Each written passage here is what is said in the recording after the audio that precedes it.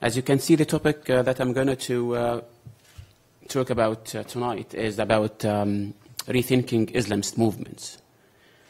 And I know this is a very hot topic that many people would like to know more about it, and specifically after the so-called Arab Spring that sparked last year in the Middle East and North Africa. And as Lourdes mentioned about, try to, since we are in academic institution, I'd like to give some academic sense to my talk. But before I start, I'd like to bring your attention to 3 turning points in the course of Islamists over the last century. I would say that the Islamist movement in the Middle East witnessed the 3 defining movements. The first one, by establishing the Muslim Brothers movement in Egypt in 1928, by the school teacher Hassan al-Banna.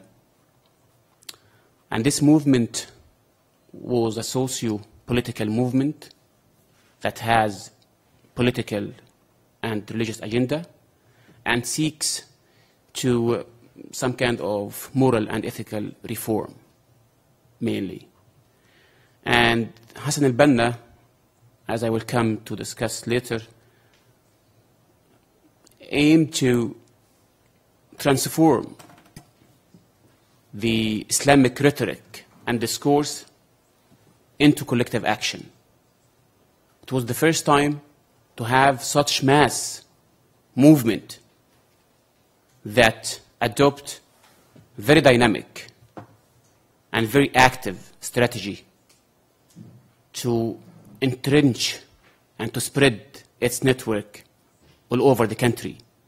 Now, the Muslim Brothers has at least 77 offshoots or branches around the Muslim world, and even in Europe and the United States.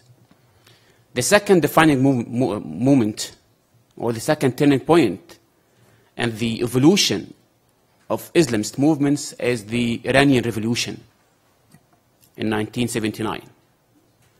It was the first time that the Islamic ideology can be transformed to be a political order or system. So it was a very significant event that also triggered a lot of debate and discussion about the nature of Islamist movements. And the third and the most recent turning point is what we are witnessing now. So I think we are lucky to live now, to witness this kind of Arab Spring, which is witnessing this kind of upsurge and rise of Islamist movements, which I think will transform the Islamic aspirations and ideology into social reality in everyday life for the first time. This is a very general 3 headlines I would like to make in the beginning. Then, as I said, how can we understand Islamism? How can we study Islamist movements? Over the last 4 decades, and particularly since the Iranian Revolution in 1979, there were 2 predominant narratives or approaches that scholars, academics, researchers used to use while they study Islamist movements. And I'm sure that some of you might be aware of these narratives. The first one, what we used to call the essentialist or the Orientalist approach. And this approach, used to look at Islamism, if not Islam itself, as a rigid and fixed text.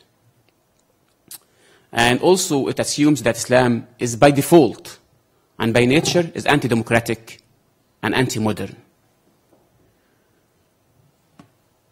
This kind of approach overlook and disregard the human agency. It doesn't count much on people interpretation of religion or in people understanding of religious texts, right? So it was some kind of Orientalist approach that doesn't take care more or take care about the role of human beings in interpreting the text. And we can find many prominent leaders or prominent scholars here. I can name a few of them. Bernard Lewis, for example. I mean, he wrote many books that argue that Islam is by default is against democracy.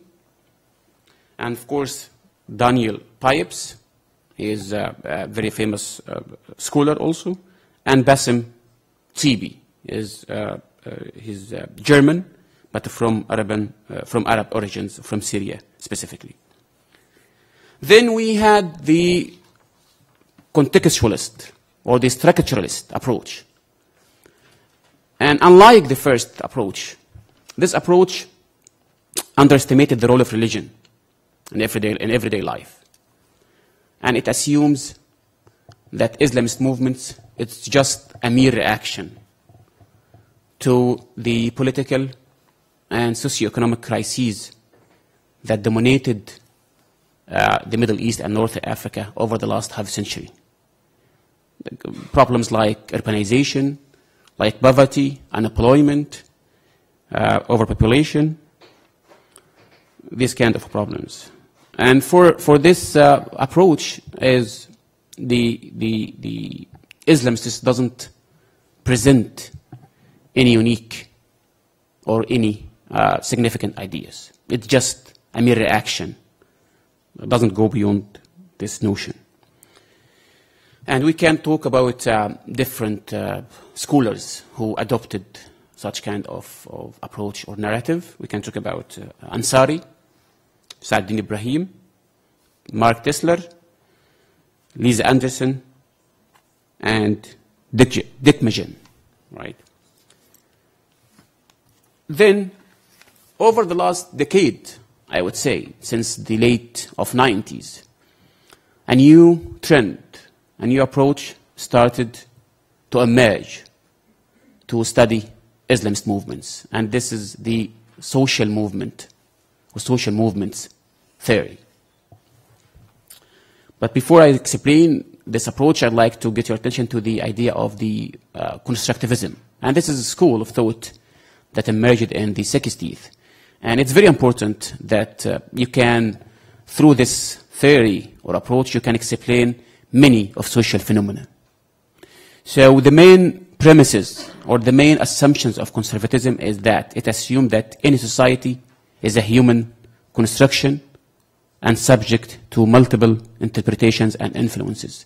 Here, constructivism, trying to bring the human agency to the analysis, trying to bring the human action and the human interactions. So it focuses on the meaning construction and on symbolic production, how people can come together to create a specific social action. So constructivism can recognize the powers of ideas in everyday practices, how we interact in everyday life as a human beings, first before we have a specific ideology or a specific political ideas. Then social movement theory, as I said, this is a very promising and emerging social approach that seeks to explain and to study Islamist movements not as religious movements mainly, but as a social phenomenon. So it deals with Islamist movements as a social agents seek to change and or challenge the existent social and or political system. And this is very, close to the reality. And within this approach, you can find different strands, different trends. Some people focused on framing process. How can social movement frame its members and bring them together? Some others focused on identity issue. how social movements create some kind of collective identity for their members. Some others focused on political process. How can social movements or Islamist movements can be involved in politics and can be benefited from such kind of engagement within the political process. Others focused on how social movements or Islamist movements can allocate resources, can generate and create collective action. And others, and this is one of the most important trends within social movements approach, the political opportunity structure, which refers to the time that the social movement or Islamist movement can try to expand its influence in the society and can benefit from any opportunity that can allow them to, capture, to maximize, and to generate and increase their political chances. Here, in my presentation, and generally in my work, I used to incorporate and to combine constructivism with social movement theory to create something, it's called, and it's very known, school of thought, social constructivism.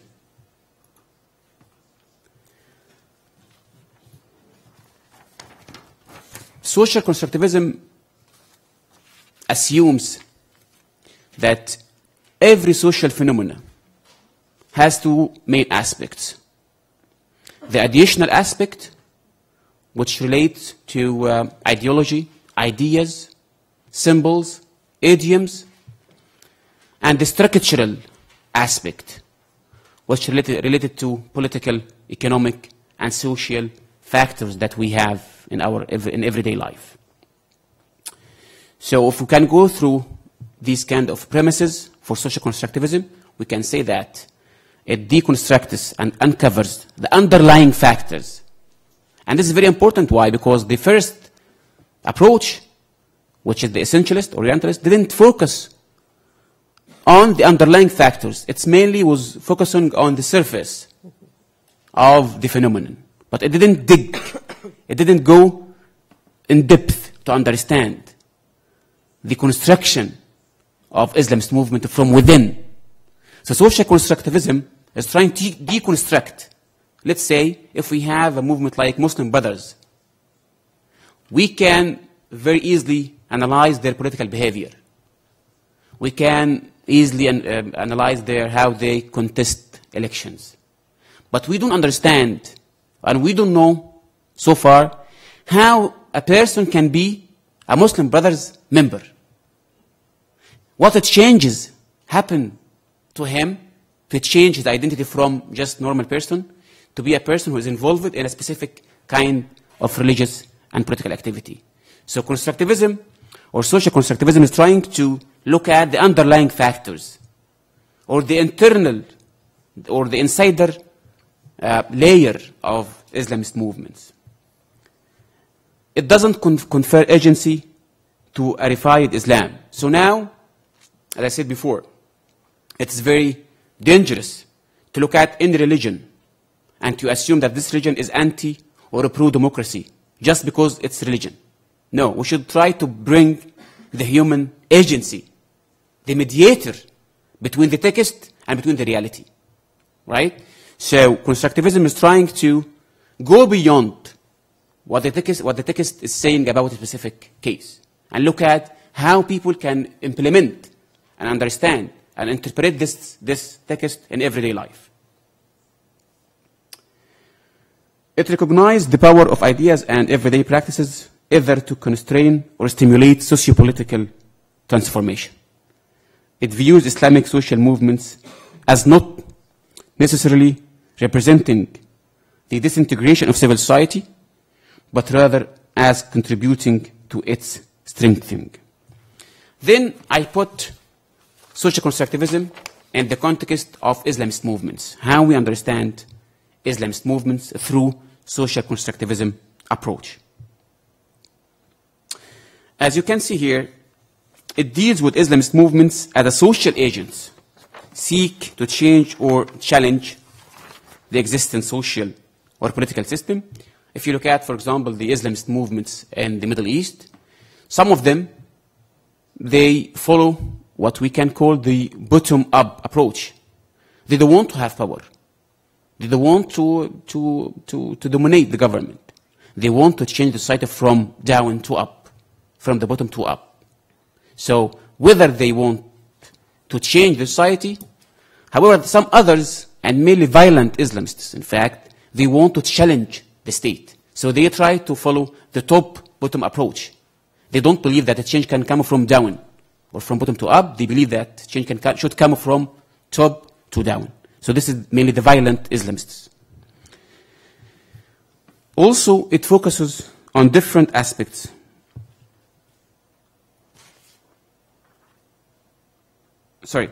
It treats Islamism as a dynamic and a fluid social construct, not a rigid and immutable phenomenon. It helps to grasp the outer and the insider layers of Islamic activism in everyday life. According to this approach, Islamist movements can be defined as a socio-political agent seeks to change or challenge the existent system of values and interests, and is prone to change and transformation. And this is a very important issue here, because many people, in fact, believe that Islamist movements don't change, and there is no transformations happen to them, and they just rigid and fixed and given social phenomena. No, they like us, human beings.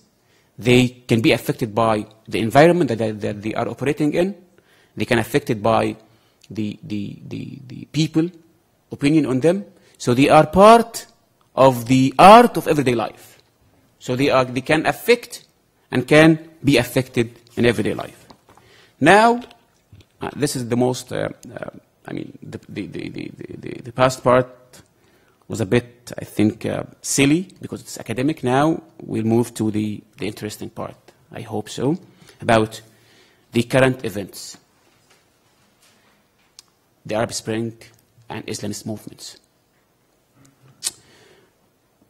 Frankly, since the Arab Spring started, many questions can be asked in this regard. Should the Arab Spring change our understanding of Islamism or not? And if so, in which sense? What is the impact of Arab Spring on Islamism? To what extent the revolutions that happened in Egypt, in Tunis, in different places can affect the ideology and the strategies of Islamist movements? What are, or who are the new Islamists? Who are the Salafis in Egypt? Right? What is their ideology? What do they advocate for? What they want, very simply, right? What kind of a state they seek to establish? Is it a theocratic state, such as the case in Iran? Is it a democratic state, such as the case in Turkey? Or is it something between both of them? What it changes, if any, might reshape Islamist politics in the Middle East. And then, what is the future of Islamism in the shadow of the Arab Spring? However, before I go through these questions, I'd like to, again, to stress a very important point here. The role of religion in the Arab Spring.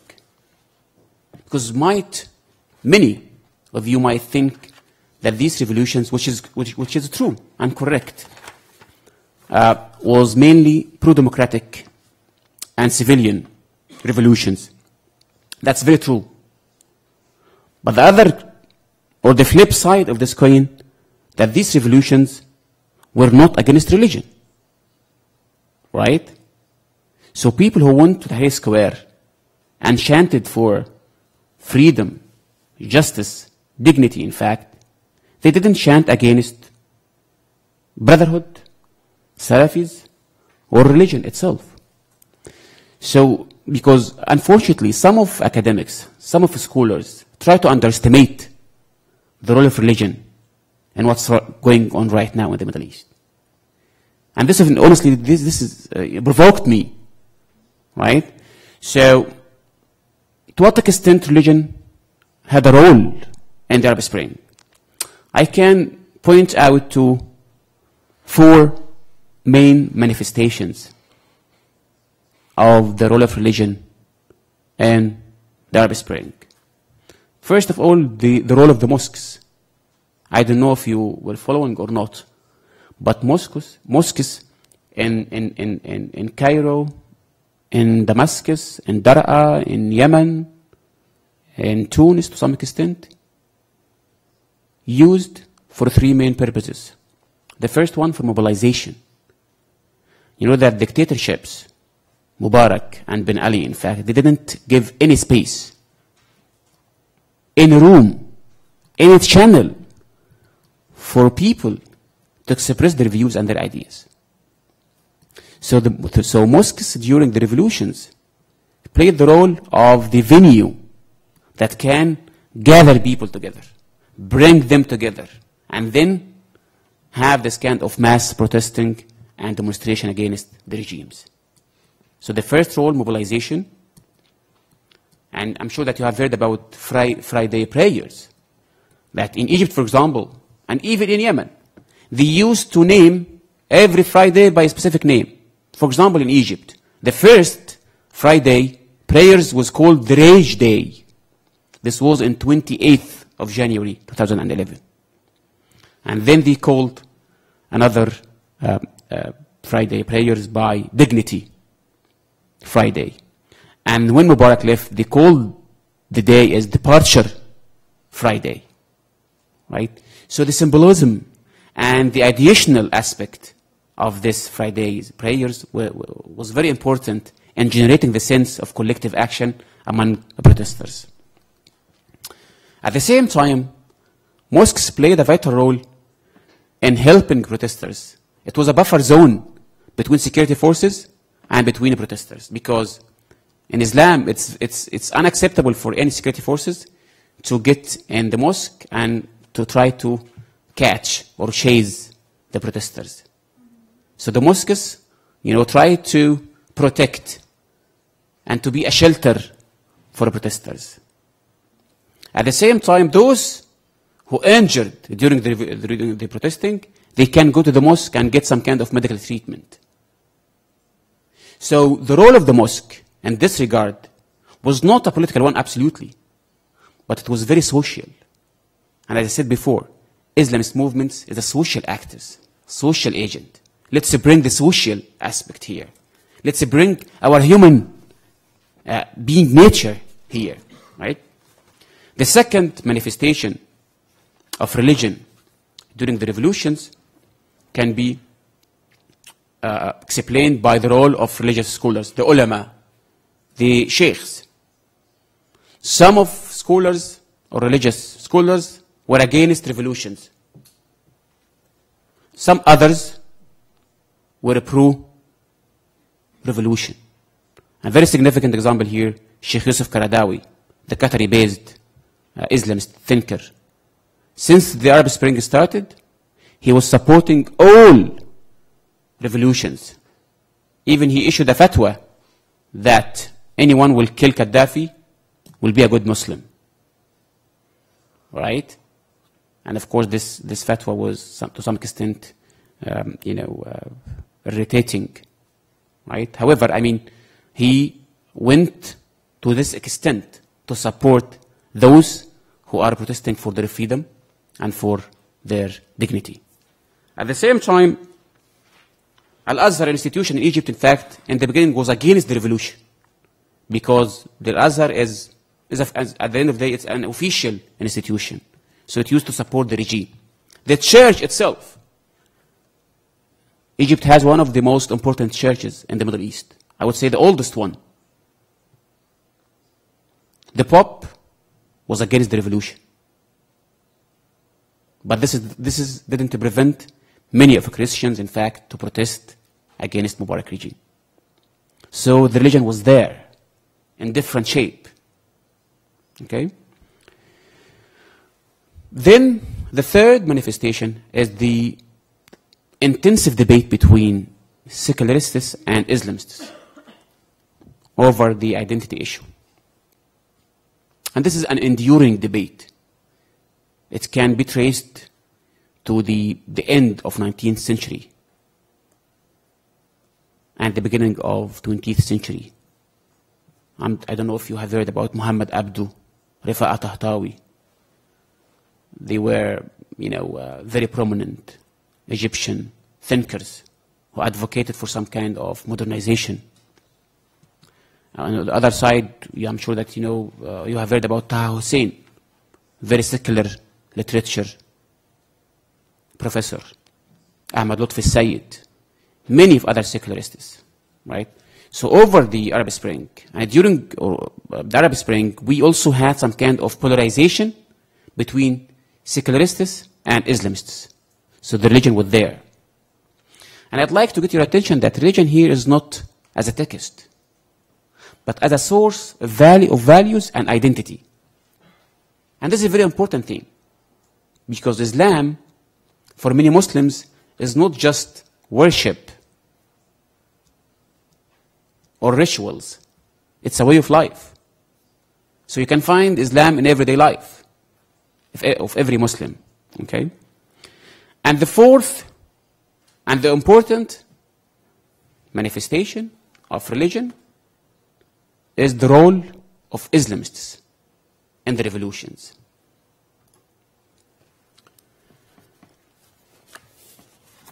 Many accounts and many academics and scholars, in fact, among them very prominent, Asif Bayat and Olivier Roy, I'm sure that you know him very well. They assumed, which is correctly, that all movements that sparked the Arab Spring were mainly secular and young liberals. At least they were pro-democratic. To some extent, I can accept this. If we will put the young liberal Islamists with them. But it's untrue and incorrect to assume that all those who went to streets in Cairo, in Damascus, in Yemen, in Tunis, were mainly secular and liberals. No. There were many Islamists among them. But I will explain why they didn't show up. For instance, in Tahrir Square, you can find all spectrum of Islamist movements in Egypt in Tahrir Square, starting from the Brotherhood, to Salafis, to former jihadists, to independent Islamists. I've met some of them there, and I was in contact with many of them when I came back to England, right? So we're there. In Syria, you can find many of Muslim brothers among protesters now. In Libya, and this is a very ironic and very interesting thing, the guy who was leading the operation in Tripoli against Gaddafi was a former Al-Qaeda member. He's called Abdul Hakim Bilhaj. So Islamists were there at the heart of the revolutions. In Yemen, you should know that Tawakkul Kerman, the lady that won Nobel Prize, she belongs to the Muslim Brothers in Yemen. Right? However, Islamists were very smart. First of all, they kept low profile. They didn't want to show up, because this is not an Islamic revolution. It's mainly democratic revolution. Okay? They tried not to raise any kind of Islamic slogans or idioms or banners. It was mainly three main slogans: freedom, dignity, and social justice. And Islamists were very smart because they tried to play down and soften any domestic or Western concerns. I remember when this happened, many of Western media were, trying to get my insights here. And they were insisting in the beginning, and they were pushing me to say what they want to listen, that Islamists will take power, and they are dangerous, and they are behind what's happening right now. I remember one accident here that I've been asked by the BBC Radio 4 to give some comment on, this was I think in February, late February, on what will happen in Egypt and to what extent this is a real pro-democratic revolution. And, in this kind of things, the presenter or the person who is responsible for the program try to get your insights before he invites you officially. So once he found that I'm trying to be objective, I would say from my point of view, and talking about that this is not only Islamist revolutions, and they are liberals, they are seculars, they would like to have freedom, they would like to have democracy, such as you have here. And I was trying to be, as I said, objective and giving my, what I think is neutral views. He said, okay, that's very good, and I'll get back to you after 15 minutes. And then he went, he didn't get back to me. Right? So this is another issue. Why the West is afraid or frightened from Islamists. This is something we can discuss about it later. But Islamists were aware by this kind of fearness in the West. So they were very smart not to show up that they were there. Also, they tried to avoid the Algerian scenario. I don't know I'm sure that at least some of you know what happened in 1990 when Islamists, won the elections, and the army and secularists and the FLN, or the ruling party in Algeria, aborted the whole process and suspended the elections, and the West backed and supported them. So they were smart not to avoid or to replicate or to repeat what happened in Algeria in 1990. And this is something they should take advantage for. Then, I would say that if Islamists show up and try to raise the slogans, this might endanger the Arab Spring. So it's good for the Arab people that Islamists didn't show up and didn't try to manifest their presence among protesters. Now, what's happening right now in terms of Islamism? I'm sure that you followed what happened over the last few weeks and months in Tunis, in Morocco, and in Egypt. Tunis had its elections late October. Egypt had the most longest elections in the world, over 3 months. And Morocco had its elections in November.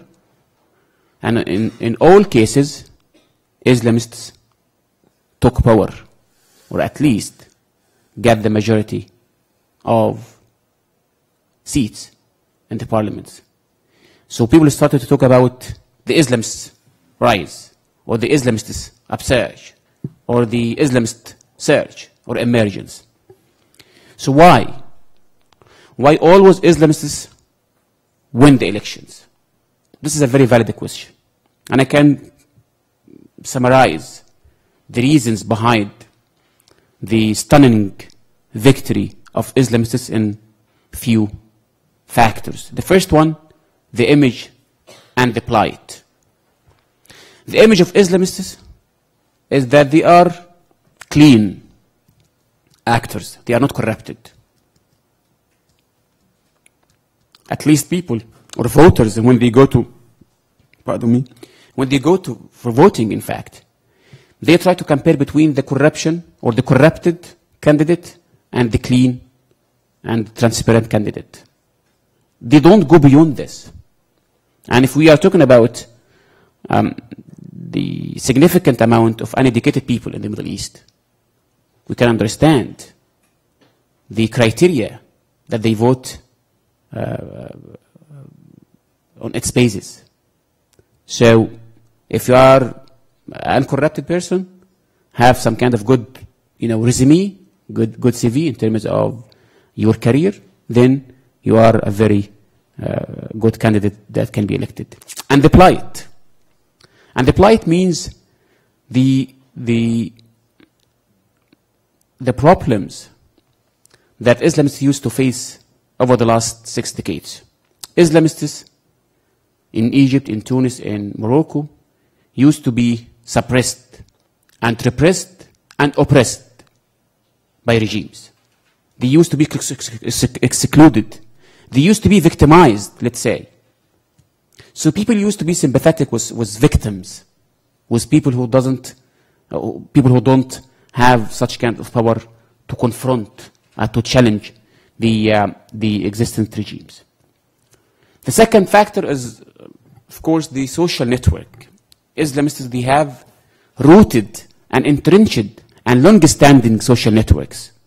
Over decades and decades and decades, they used to expand their social networks, such as they have welfare societies, they have medical societies, they have education organizations that deliver services in a very, if not free, without taking money.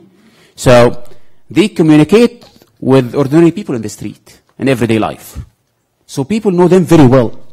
So that's why people can vote for them at any election occasion. Then the discourse and the ideology. As I said before, religion is a very integral and fundamental part of everyday life in the Arab world and the Middle East. So anyone who would like to have some kind of social authority, let's say, he is supposed to know about religion. So the discourse and the ideology of Islam is, in fact, first of all, it's a very simple discourse.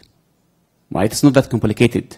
They don't use such kind of scientific or academic or philosophical discourse. Very simple, that can resonate and echo with many people. So the ideology and discourse is very simple, so this can attract and can convince many voters. At the same time, Islamists sometimes they employ religion in elections. So for example, you can find some of them who say that if you will vote for me, you will go to the heaven. If not, you might get to the hell. Yes, and you can find some fatwa. Fatwa means the legal opinion. I mean, one of the Salafi leaders during the elections in Egypt, he prohibited anyone to vote for secular or liberal parties. If you will vote for them, you will get punished from God, from Allah. So also they affect and manipulate. But this is not a phenomenon to be objective here. I'm trying to, to dance on the thread, right? I don't want it to be pro or anti. I'm trying to give the analysis of what's exactly happening in the Middle East. And then the identity issue. I said before, during the Arab Spring, you can find this kind of polarization and tension between secularists and Islamists over the identity issue.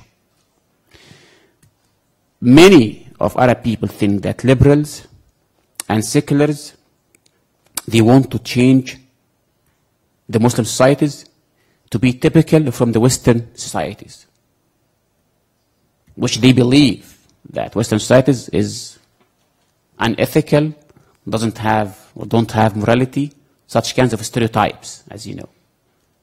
So they think that if they voted and elected Islamist or Islamist candidate, in fact, this will maintain and preserve the identity or the Islamic identity of the society.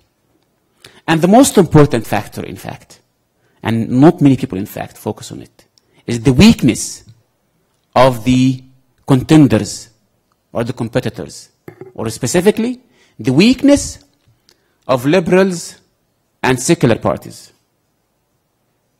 To be frank with you, liberals don't communicate, don't interact, even don't use the same language of the ordinary people in the street. If you went not only outside Cairo, even if in Cairo, in outskirts, or suburban of Cairo, in fact, and went to people and asked them, do you believe liberals or secularists? He will say no. Who are they even? I don't know them.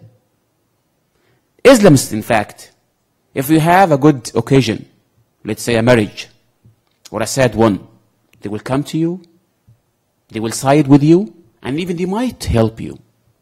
So they give you the sense that they are part of your life. So they are with you in every occasion, a good or bad. However, liberals, I don't want to generalize, but at least a significant amount of them, they still live in their virtual world, on Twitter, on Facebook. So they don't go to the streets and they don't interact with people. So this is one of the reasons behind the victory of Islamists. However, and this is very important, is it really an Islamist rise? Is it upsurge? Are we going to some kind of Islamist age? Is it a myth or reality? Because I'm a bit reluctant, to take judgments without scrutinize and investigating them. I don't follow the media, honestly. I'm trying to go beyond the media. So I cannot assume that what happened in the Middle East is Islamist rise or upsurge. Why? For many reasons. If you look at Tunis, how many people voted for Al-Nahda party, the Islamist party in Tunis? How many seats they got? They got 40%. What does it mean? It means that at least 60%, if not against Nahda, they are not with Nahda. None of Islamist party in the Middle East got the dominant majority in the parliament. None of them, the absolute majority. None of them. Just because, I'm trying to bring your attention that we shouldn't exaggerate the Islamist rise. Okay? In Egypt, the brothers, they got 47%. And Salafis, they got 25%. Both of them, that's true, both of them around 70%. But both of them, they are not in the same kind of, they don't have the same kind of ideology.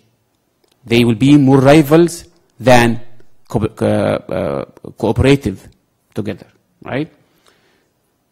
In Morocco, the PJD, or Party of Justice and Development, just got 27%. So how can we talk about rise here, or upsurge? That's true, that they are the leading force in the parliament, and they will form the government. But again, we cannot assume that this is the end of the game. The second thing, which might constrain the argument that there is some kind of Islamist rise, the establishment. What I mean by this? I mean by this that still, until now, the Middle East, in the beginning of the transition. And I'm sure that some of you at least know that transition takes different phases or stages. It started first by removing the remnants of the old regime and by building a new institution, a new regime. I think until now, we are talking about just 1 year from the Arab Spring. I don't think that any country, whether Egypt, Tunis, or Morocco, succeeded in getting rid of the old regime so far. Egypt is still struggling right now. There is some kind of counter-revolution in Egypt right now. So the establishment or the state still vibrant and playing a role in the current context. For example, the army in Egypt, the military, very strong, and they don't want the revolution to succeed. And they want to spoil and subvert the transition. So how can we So how can we expect, or how can we talk about Islamist rise in Egypt? In Tunis, Tunis used to have a very corrupted security forces, and they still influential. Also, they used to have, to some extent, corrupted business community.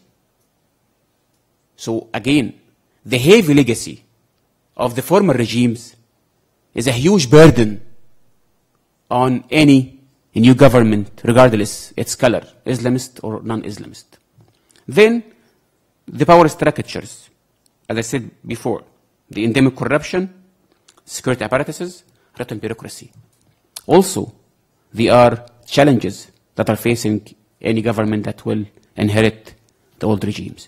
The most important thing that none of Islamist movements will be able to form a unilateral government. It should be coalition government.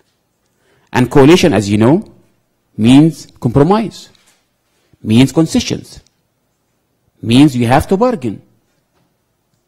So any government will not be fully Islamic. It has to have some secular and liberal aspects, right? So we cannot go beyond the media, or behind the media, sorry, and assume that we are witnessing now is an Islamist upsurge. We need to, to be a bit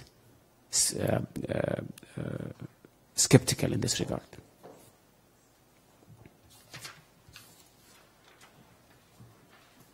In Morocco, at the same time, the king or the monarch is still sovereign and unaccountable.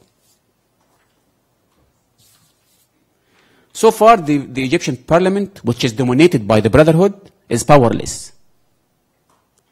And this is the ironic thing. The parliament cannot hold the government accountable. Can you believe this?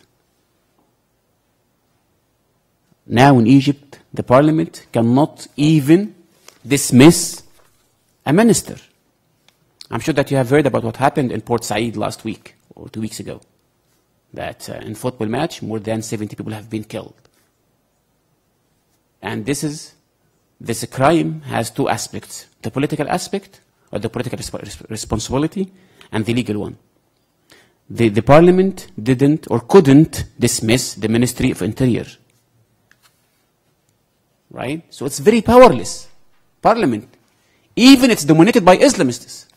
So how can we talk about Islamist upsurge or Islamist rise if it doesn't have such kind of power that can make them dominant force politically?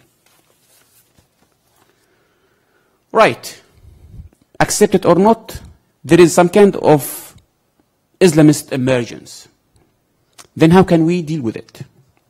There are two different perspectives here.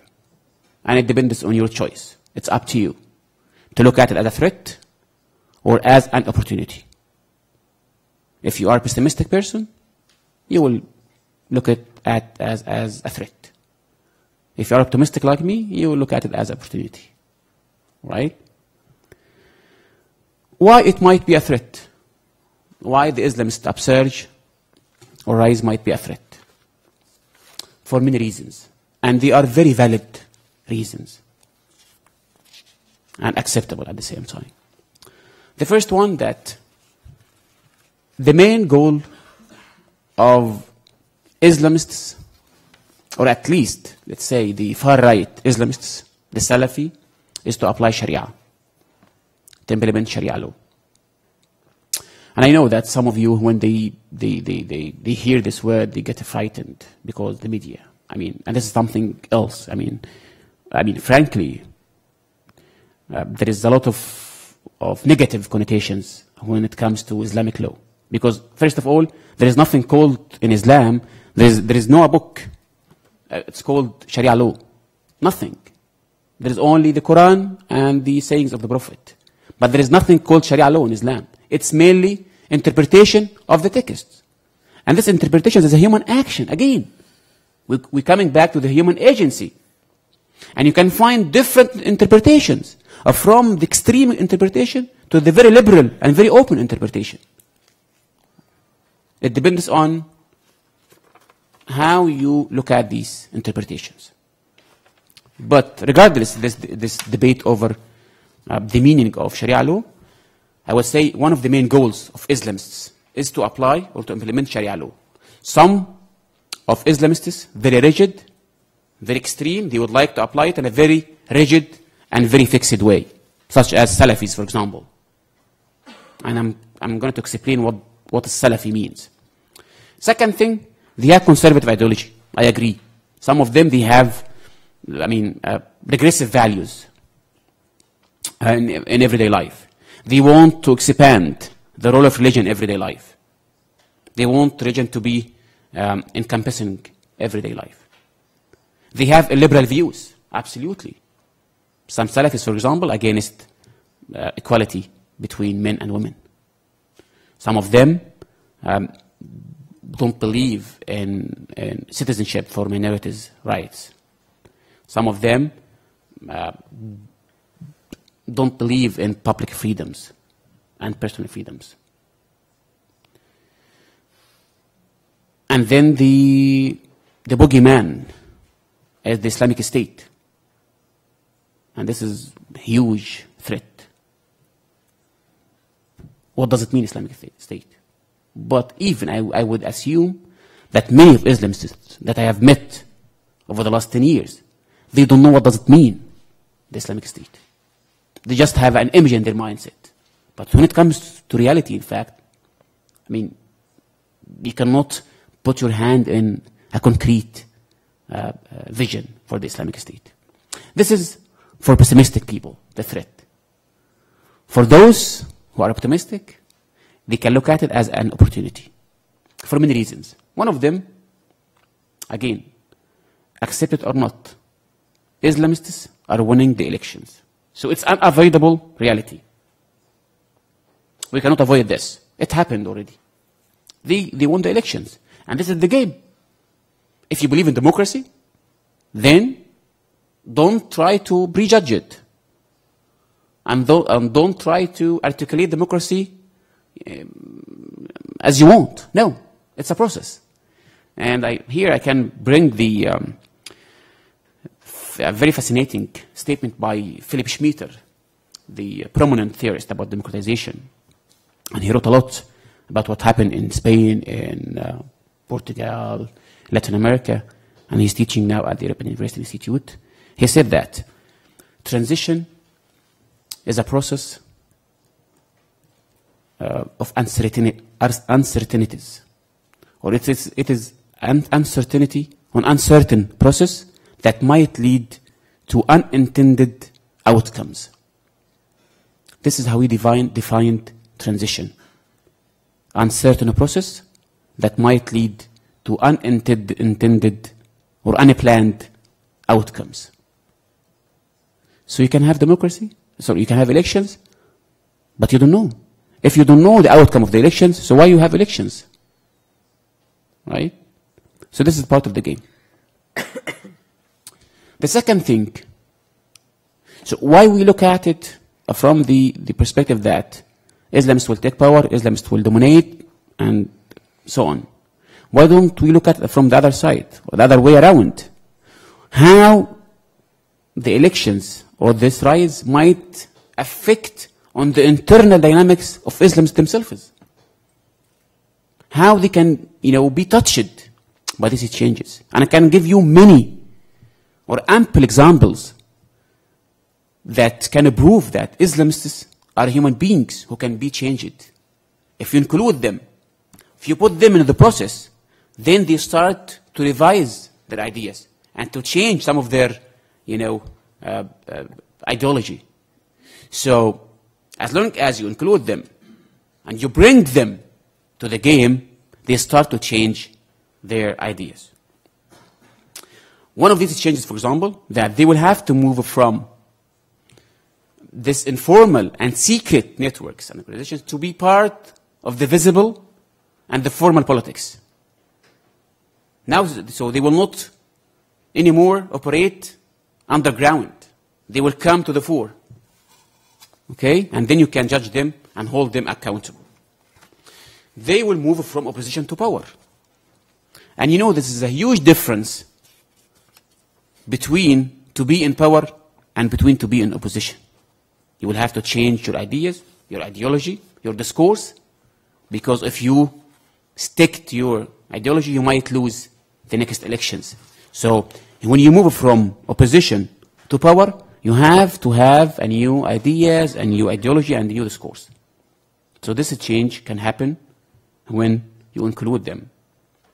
Then they will move from piety, or from religious ideology to politics. At the end of the day, Islamists, they have to deliver. They have to meet their promises. They have to satisfy people. People will not, eat ideology. People need jobs. They need healthcare. They need education, right? So they will, at some point, they will have to abandon their ideology to operate as a rational political actor. And then you bring them from ideological preference to political center. It is very known, and I used to study Islamism over the last 12 or 13 years, in fact. As long as you include the person, and I'm trying to talk about the psychological aspect here, as long as you include any person, in fact, you push him away from his rigid ideology, from his rigid ideas. At least you can have a dialogue with him. You can interact with him as a human being. So when you open the context for them, you bring them from the fringes to the center, right? And the center, they have to interact, to communicate, to compromise, to bargain, to play politics. Just simply, right? And I can assure you that Islamists, or the current Islamists in the Middle East, they want three things, or they aim to three things mainly. Good governance, which is against corruption, which can achieve social justice, which can hold people accountable. Second, to attract FDI, foreign direct investments, and you might be surprised by this, but yes, they are interested in such kind of investments, because how can they implement their programs? And third thing, they are interested, or they aim to have stability. I think this is a very legitimate and very acceptable goals, right?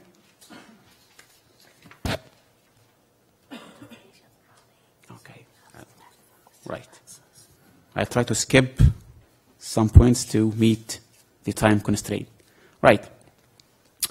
Now, I'll try to move from the broad picture to be specific and try to talk about Egypt. I'm sure that you are interested in what's happening in Egypt right now. So I'll try to put it like this: Islamists in power. How can we understand and analyze the behavior of the Muslim brothers and the Salafis?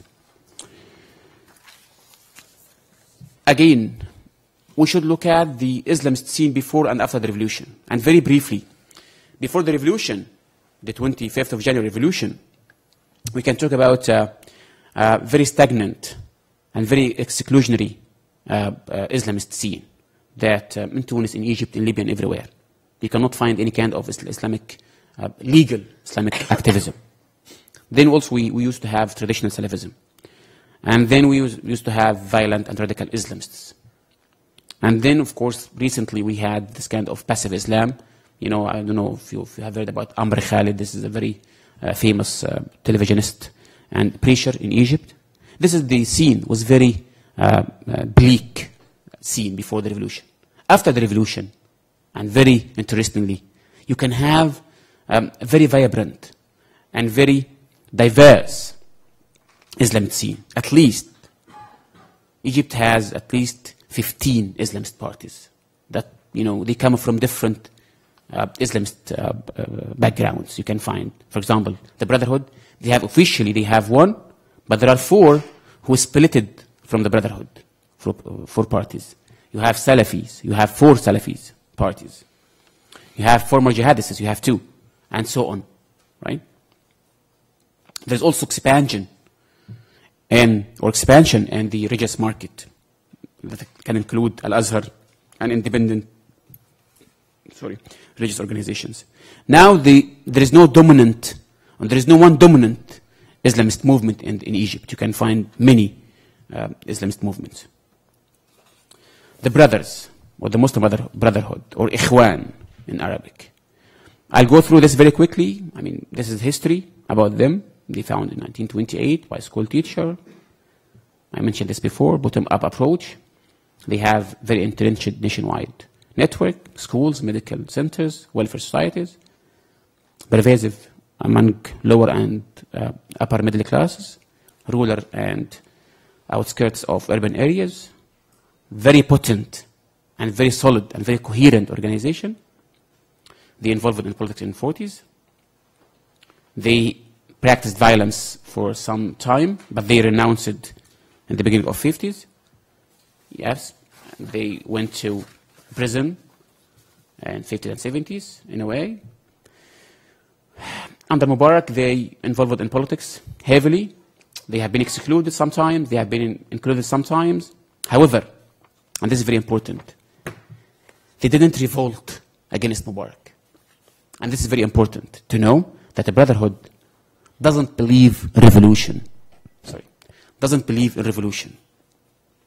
This word, you cannot find this word in their literature. You can find reform, you can find a change, but they don't believe in revolution.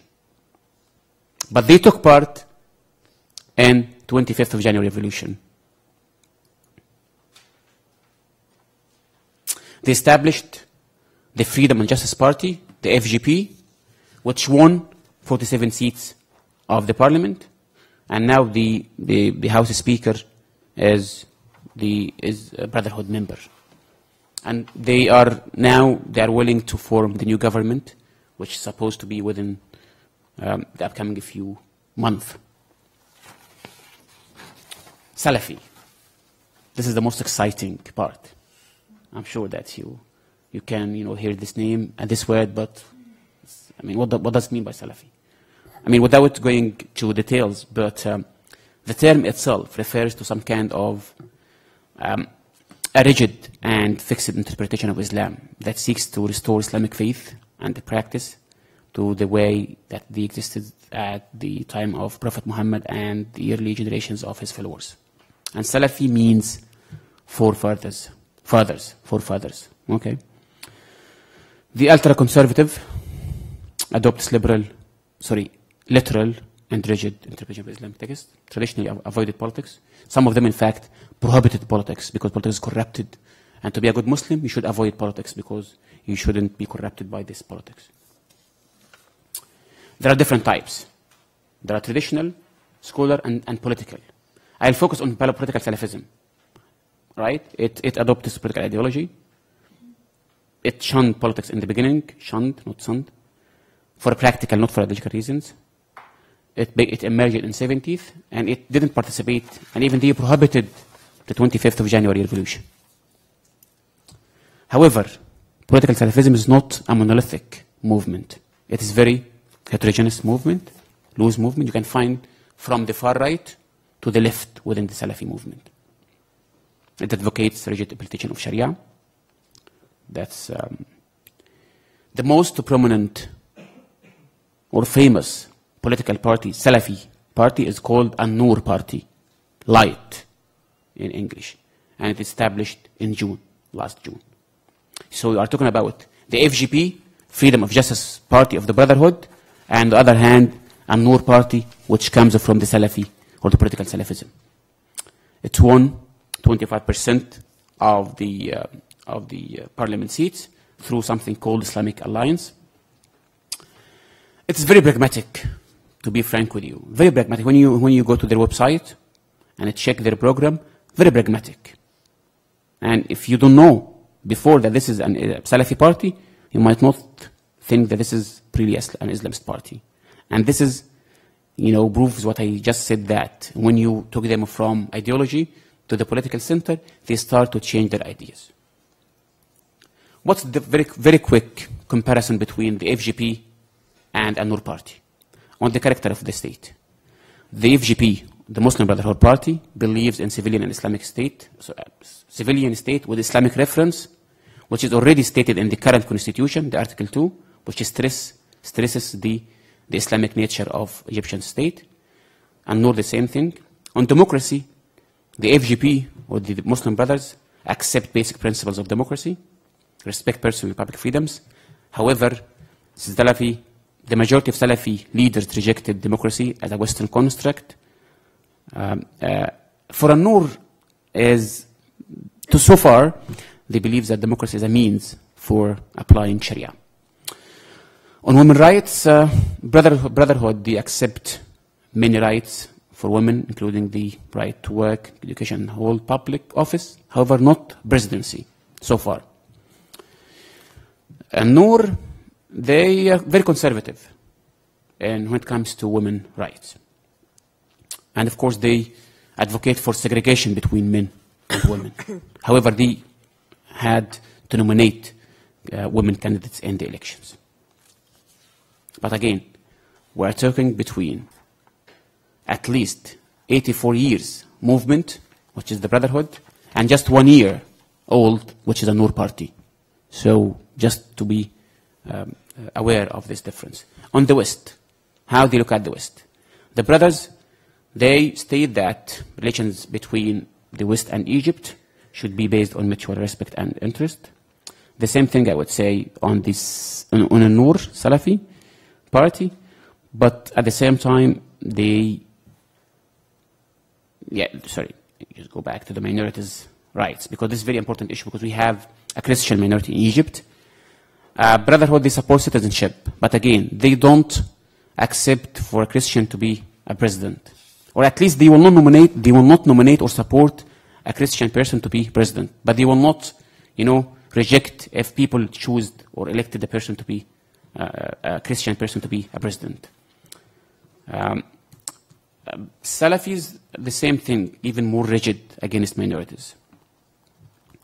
However, again, when it comes to a Nour party, they believe in some kind of citizenship between Egyptians, regardless their gender or regardless their religion. On the West, Salafis, they are hostile towards the Western civilization. This is a very general statement, but a Nour party itself, when you read its program or platform, they claim that they want some kind of balanced relationship between the West and between Egypt. On Israel, both of them they will respect, but even more, and this is something funny and interesting. A month ago, the spokesman of a Nour party, the Salafi party, gave a statement for the Israeli army radio.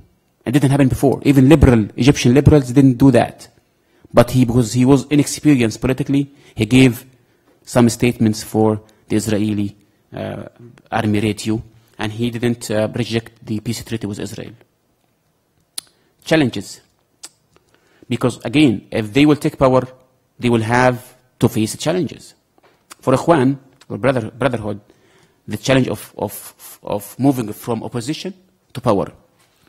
I've written a piece last week at Foreign Policy magazine about the problem that the Brotherhood is facing right now. Psychologically, they still act as an opposition movement. For instance, they're supposed to dominate the parliament right now.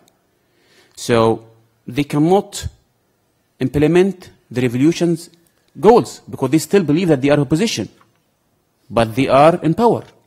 So psychologically, they couldn't make the shift between to be in opposition for 8 decades or 8 years and to have power in just within few months. The relationship with the military. To be frank with you, many of young activists are against the Brotherhood right now because the Brotherhood is trying to bargain and to compromise with the military so far. And they don't trust the Brotherhood. The Brotherhood, or the young activists are saying that, okay, now the military is dividing the game like that. The Brotherhood will take the government and the parliament, and the military will take the presidency. So nothing will be left for the young activists who sparked the revolution. And there's some kind of betraying of the revolution. And this is affected on the public appeal and image of the Brotherhood so far. Over the last, I would say, few days and a few weeks, you can find some kind of frustration and disappointment among people, among Egyptians from the Muslim Brotherhood, because they didn't meet their promises to implement the revolution goals. The internal inertia or the internal stagnation within the Brotherhood. The Brotherhood is a very old movement, as I said before. It doesn't have such kind of a transparent democracy within the organization. So it needs to be restructured to be more democratic and to be more transparent. There is a significant and a growing generational division within the Brotherhood between the older generation and the younger generation. Again, or also the relationship between the party and the movement. So far, there is some kind of confusion, or there is no specific, lines between the movement and between the party. What about Salafism? Now, as I said before, they will have to move from piety to politics, and they will have to deliver. They will have to convince people in terms of giving them social plans, achieve social justice, and try to convince them as they can be a real political leader. Then they will have to move from da'wah, from making or preaching to political activism. And this is a huge difference between to be a preacher or religious leader and to be a political activist. Then they will have to move from the sacred to profane, or they will have to be corrupted.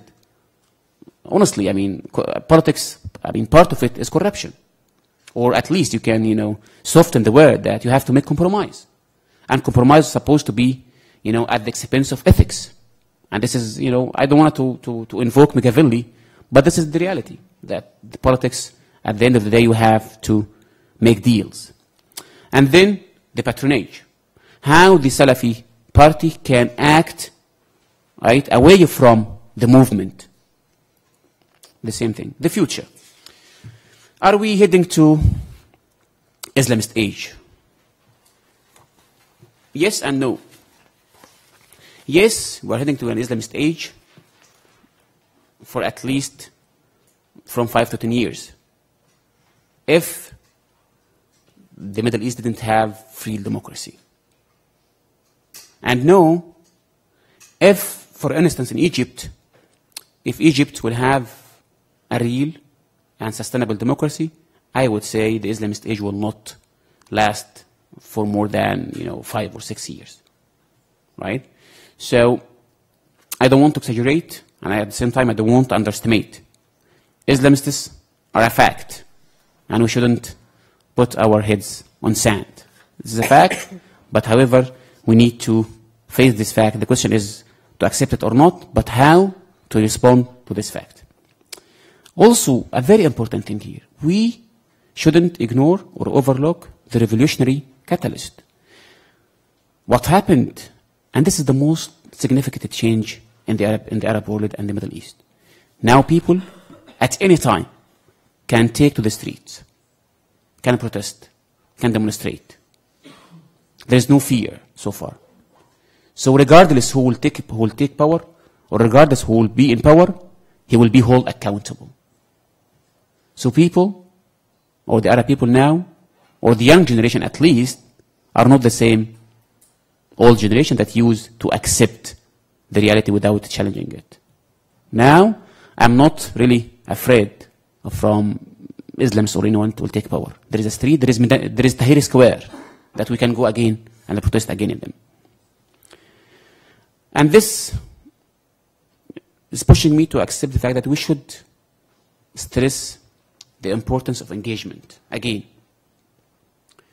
we should give space for Islamists to come to the game and to be included and to be engaged, because the cost of exclusion will be very high. So the better option to engage them and to include them. And this will lead to transformations, as I said, and changes. Which model? And this is a question that used to be repeated over the media over the last 10 months. Which model Egypt is heading for? Is it a Turkish one that can reconcile between Islam and democracy and bring prosperity for people? Sorry. Is it Iranian one? Theocracy and Velayat al-Faqih? and mullahs? Or is it the most threatened one and dangerous one, Pakistan? Well, I used to say in such kind of occasions that we might have the Egyptian model itself, right? If there is willingness from the military and from the brotherhood, and from liberals, in fact, to erect and construct an Egyptian model, we can do it. Egypt used to be a model for the Middle East over the last, I would say, 6 or 7 decades. And I don't want to talk about Egypt history and the potential that Egypt has. So I'm optimistic by the future, and I think we are able to have our own model, and that's all what I have, and thank you very much for listening to me.